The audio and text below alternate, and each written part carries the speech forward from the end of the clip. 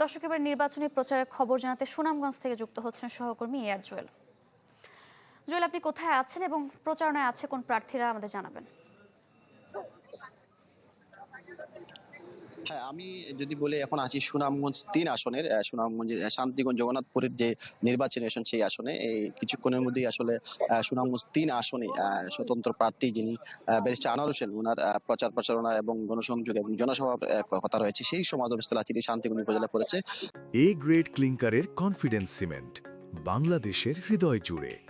আহ, দিন যত গনিয়ে আসছে তত কিন্তু প্রার্থীদের প্রচারণা এবং জনসভার কাজ ব্যস্ততা বাড়ছে। আমরা দেখেছি সকাল থেকে কিন্তু এই প্রার্থীরা জনসমাবেশ করছে। আমরা এখন যে জায়গাটা আছি দেখানোর চেষ্টা করি, এখানে হচ্ছে শান্তিগঞ্জ উপজেলার যে বিএনপি বিদ্রোহী প্রার্থী যিনি স্বতন্ত্র পদে নির্বাচন করছেন তালা প্রতীকে, তিনি আজকে শান্তিগঞ্জ উপজেলায় একটি সমাবেশ করছেন। এর কিছুক্ষণ পরেই তিনি আসলে এর মধ্যে সমাবেশ শুরু হবে। তারপরও আমরা দেখেছি সমাবেশস্থলে ইতিমধ্যে নারী যারা আছেন, ভোটাররা, কর্মীরা এসে উপস্থিত হয়েছেন। এবং আমরা যদি একটু দেখানোর চেষ্টা করি, আসলে তারা স্বতন্ত্র যিনি প্রার্থী আছেন তিনি আসলে প্রচারণা কাজ চালাচ্ছেন সকাল থেকেই। এবং তিনি বলছেন যে তিনি ব্যাপক সাড়া পাচ্ছেন এই জনগণের, এবং তিনি বলছেন যে এখন পর্যন্ত তিনি প্রত্যেকটি জায়গায় স্বতন্ত্র প্রার্থী প্রচারণা করছেন। এবং কিছুক্ষণ পরেই আসলে সেই জনসভার কাজও শুরু হবে।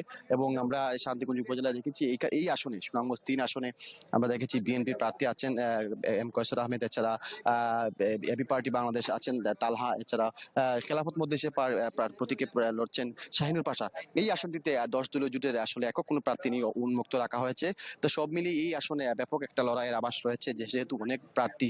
এবং সব মিলিয়ে এখন পর্যন্ত এই সমাবেশ কিছুক্ষণের মধ্যে যিনি প্রার্থী আছেন সমাবেশ শুরু হবে। এবং তারা ব্যাপকভাবে সমাবেশ এবং লিফলেট বিতরণ এবং মাঠে গণসংযোগে চষে বেড়াচ্ছেন। তো এই ছিল নির্বাচনে প্রার্থীদের আসলে প্রচারের সর্বশেষ খবর। জুয়েল, ধন্যবাদ আপনাকে।